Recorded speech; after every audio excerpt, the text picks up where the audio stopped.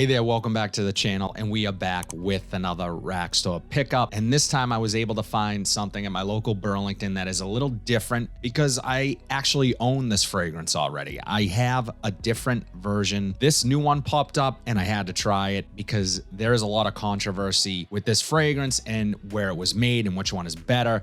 Let's just jump right into it. The scent we are talking about is Dolce & Gabbana Pour Homme. And as you guys know, if you watch this channel, I talk about this scent quite a bit.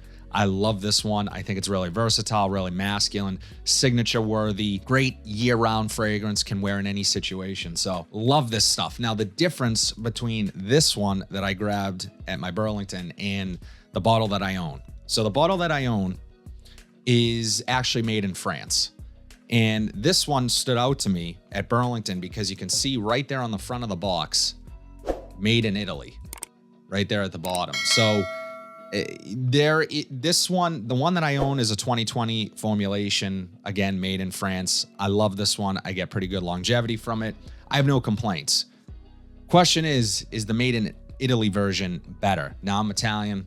I'm a little biased. I'm gonna say most things done in Italy are better, but I am gonna try to be unbiased in my decision here and which one I think is better, or are there differences between the two? So we are going to get right into it. I'm going to try both on skin and see what it does and let you guys know ultimately which one I enjoy more just at this very moment. So let's get into it really quickly. In terms of price, $44.99 is what I paid.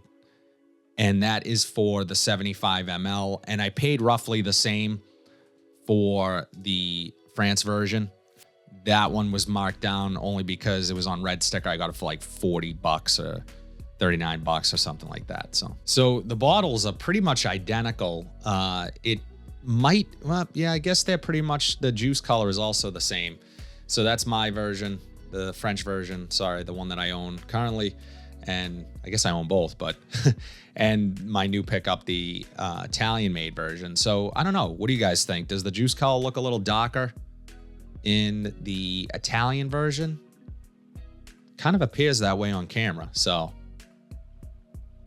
definitely might look a little bit darker in color. So I don't know, that could be the first thing that stands out. But and usually where this one is the French version is a 2020 formulation, usually the juice gets darker over time. So I don't know. So let's get this on skin. Let's take a look at the atomizer really quickly. Pretty typical.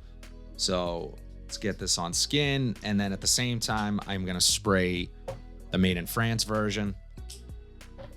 And on this hand. And see what I pick up. So I got the made in Italy version, made in France. Let's go with the made in Italy first.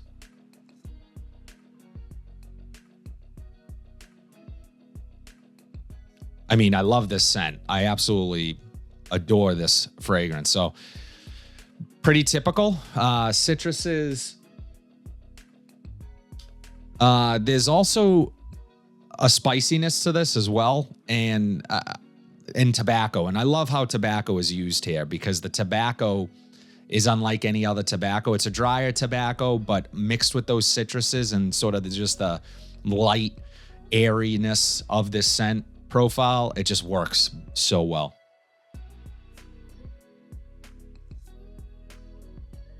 Okay. So what I'm picking up a little bit more in the French version is specifically pepper. And maybe a little bit more of that lavender.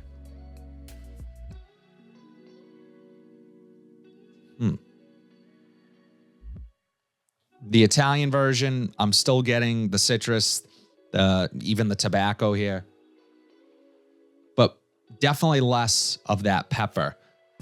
I'm also getting a little bit more of the neroli on the Italian version.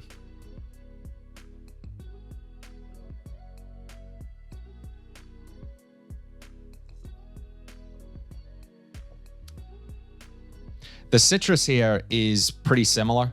There's not a massive discrepancy between the citruses. And both smell really... Apple Watch talking to me. Both smell really smooth, refined, put together. That has never been an issue with this fragrance.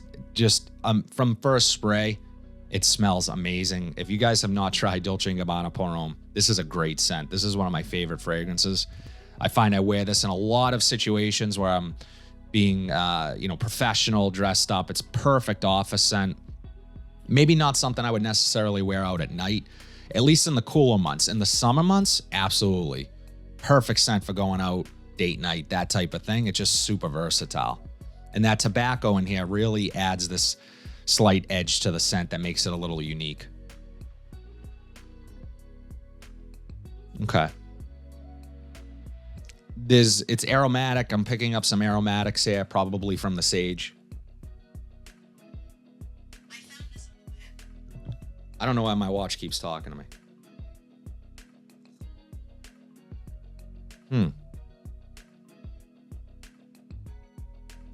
Both are great.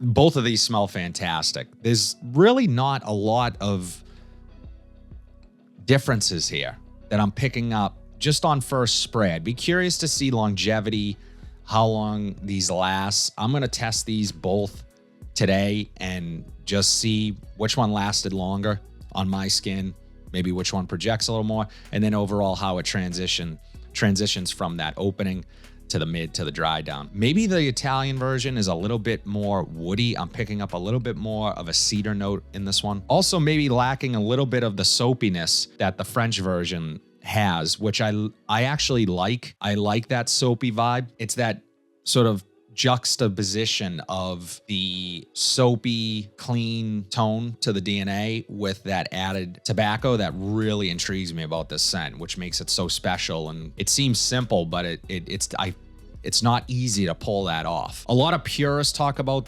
these fragrances and say that the older versions, this was originally a 1994 release, re-released in 2012, where they made some changes to it and try to, not too much, but maybe modernizing it a bit, probably adding a little bit of ambroxan.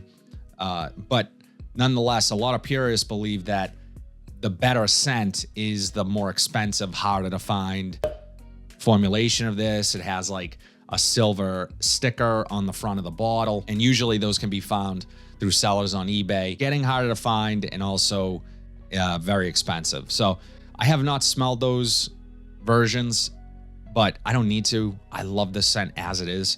So I enjoy it quite a bit. I think this is a great scent. Overall, smelling both of these, they smell really close. I'm not picking up any massive discernible difference. I will be curious again about the longevity, performance, and overall all that. So I'd love to know what you guys think. Have you tried either version? I want to say there's even a Spain, made in Spain version of this. Again, I don't know how many differences there actually are, but one thing is for sure, the juice color is a little different in the Italian version. It is definitely darker. It's a little less soapy, and maybe even picking up a little bit more of that black pepper. Definitely picking up more of that black pepper than I am in the French version. Not a good thing, not a bad thing. Just kind of neutral. That DNA is still there. I still know it's Dolce & Gabbana Pour Homme.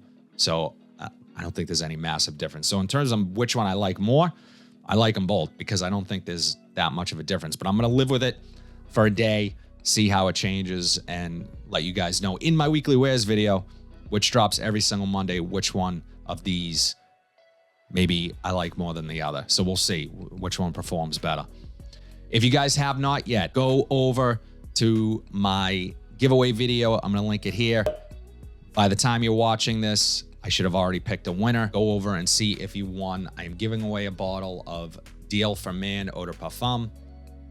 And this is from Murata Perfumes, a clone of Guerlain's L'Homme IDL, a really good clone at that. Go check that video out if you have not yet. That's all I have today, guys. Let me know in the comment section down below. Again, what is your experience with Dolce & Gabbana Pour Homme?